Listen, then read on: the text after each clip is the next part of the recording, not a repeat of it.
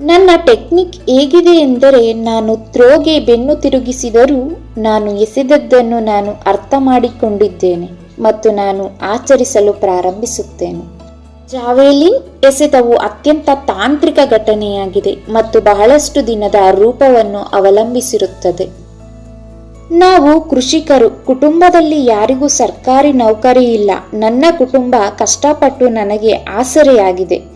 ಆದರೆ ಈಗ ನನ್ನ ತರಬೇತಿಯನ್ನು ಮುಂದುವರಿಸುವುದರ ಜೊತೆಗೆ ನನ್ನ ಕುಟುಂಬವನ್ನು ಆರ್ಥಿಕವಾಗಿ ಬೆಂಬಲಿಸಲು ಸಾಧ್ಯವಾಗುತ್ತಿರುವುದು ಒಂದು ರೀತಿಯ ಸಮಾಧಾನವಾಗಿದೆ. ಜಾವೆಲಿನ್ ಬಹಳ ತಾಂತ್ರಿಕ ಕ್ರೀಡೆಯಾಗಿದೆ. ನಾನು ಕಾಲಾಂತರದಲ್ಲಿ ನನ್ನ ತಪ್ಪುಗಳನ್ನು ಸರಿಪಡಿಸಿದೆ. ನಂತರ ನಾನು ವಿದೇಶಿ ತರಬೇತುದಾರರ ಬಳಿ ತರಬೇತಿ ಪಡೆದೆ. ಅವರು ನನ್ನ ತಪ್ಪುಗಳನ್ನು ಮತ್ತಷ್ಟು ಸರಿಪಡಿಸಿದರು. ಯಾವುದೇ ಕ್ರೀಡಾಪಟುಗಳಿಗೆ ಒಲಿಂಪಿಕ್ಸ್ ಅತ್ಯಂತ ದೊಡ್ಡ ಹಂತವಾಗಿದೆ, ಆದ್ದರಿಂದ ನಾನು ಅದನ್ನು ಎದುರು ನೋಡುತ್ತಿದ್ದೇನೆ.